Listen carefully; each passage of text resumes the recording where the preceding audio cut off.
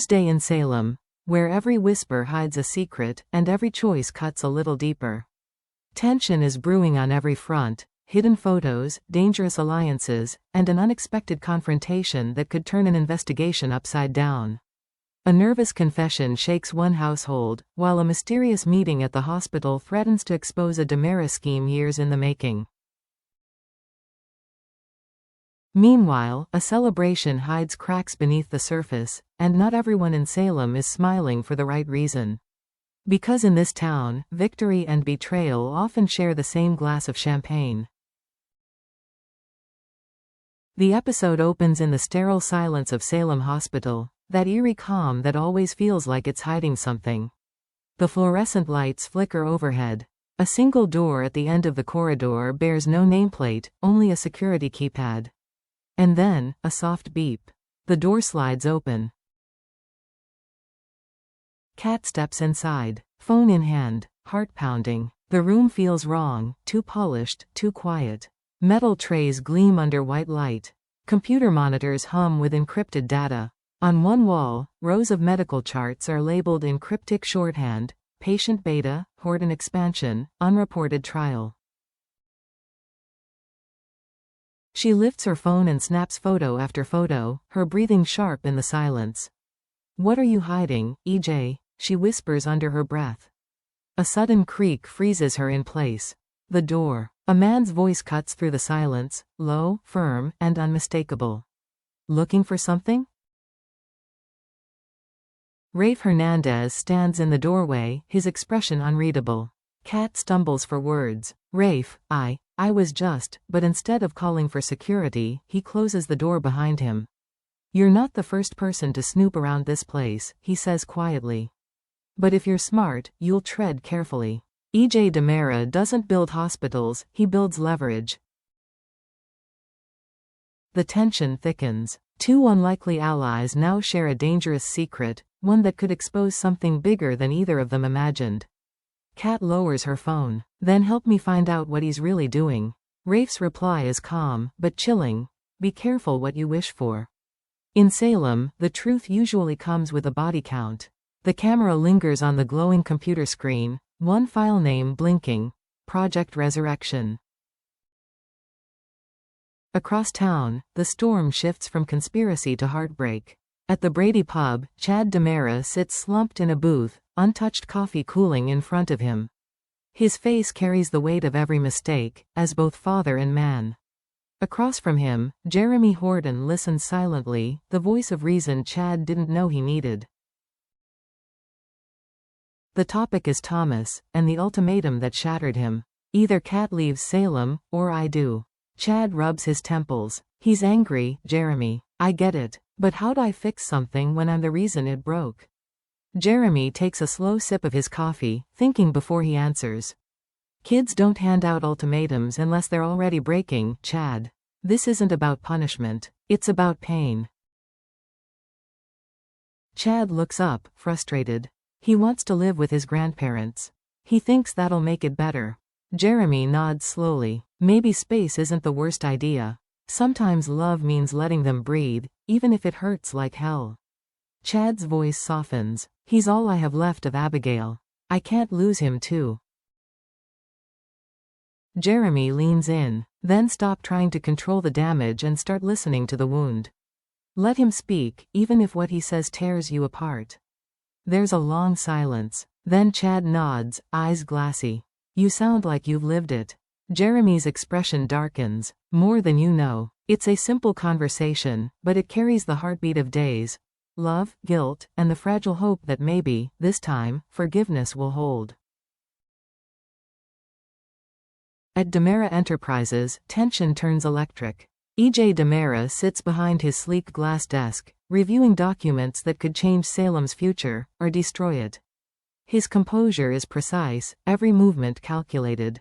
But the knock on his door disrupts his rhythm. Without waiting for permission, Leo Stark struts in, voice dripping with charm. "Don't get up, darling. I know how busy you are playing doctor." EJ exhales slowly. "If this is about gossip, Mr. Stark, you're wasting my time." Leo smirks and drops a thick folder onto the desk. Oh, it's not gossip. It's journalism. The Spectator is very interested in your extracurricular activities. Hospital renovations, private labs, unfiled permits, untraceable funding. Sound familiar? EJ's jaw tightens. You're overstepping. Leo circles the room like a cat toying with prey. Overstepping is kind of my brand. Tell me, what exactly is the Horton Clinic's unreported trial? Because the documents I found suggest you're not treating patients, you're experimenting on them. EJ rises slowly, menace in every step. You have no idea what you're talking about. Leo's smile sharpens. Oh, I think I do. And if I don't, I'll find someone who does. Maybe a certain reporter at The Intruder who loves taking down Damaras. EJ leans across the desk, voice low. Be very careful, Mr. Stark. Curiosity can be fatal. Leo just winks. So can lies. See you in print. As he leaves, EJ's mask slips. His calm evaporates, replaced by fury and fear. He picks up the folder Leo left behind. Inside, a single photo falls out, a grainy shot of Kat inside the hospital lab. EJ's voice turns to a whisper. So, that's how you want to play this. And just like that, the boardroom war becomes personal.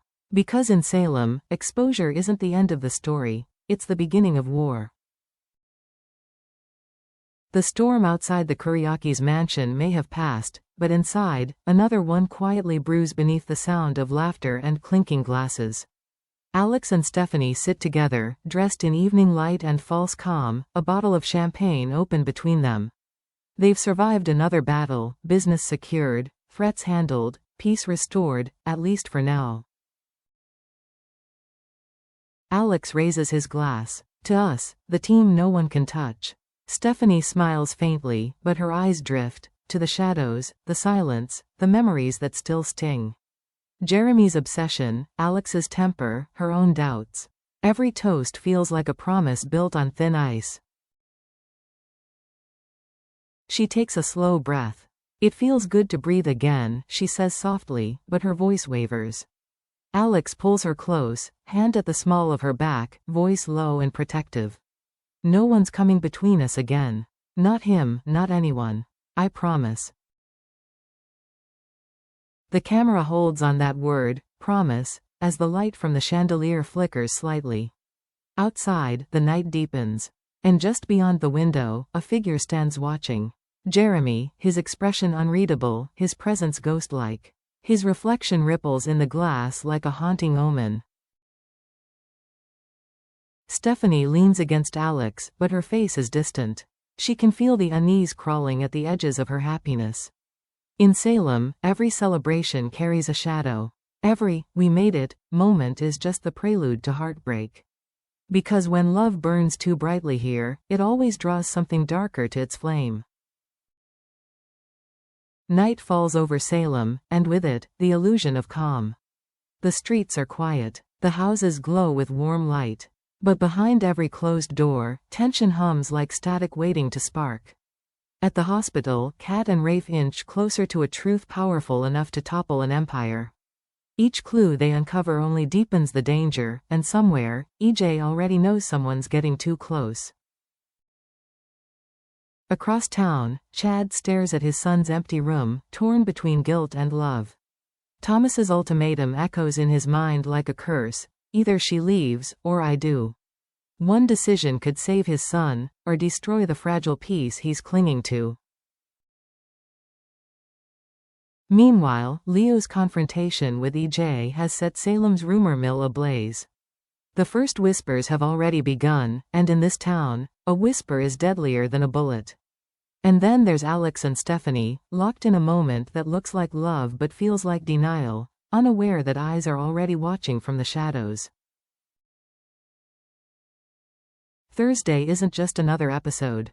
It's the quiet before detonation, a web tightening around every secret, every lie, every fragile truce. When the explosion hits, no one will be ready. So tell me, Days fans, what's your take? Will the investigation uncover the truth about the hospital's dark project? Can love survive when obsession and power keep rewriting the rules? And how long before someone finally exposes the Demera Empire from the inside out? Drop your theories in the comments, hit that like button if you crave the chaos, and subscribe for daily Days of Our Lives deep dives. Because in Salem, silence isn't peace, it's warning. And this Thursday's quiet? It's just the sound of the storm.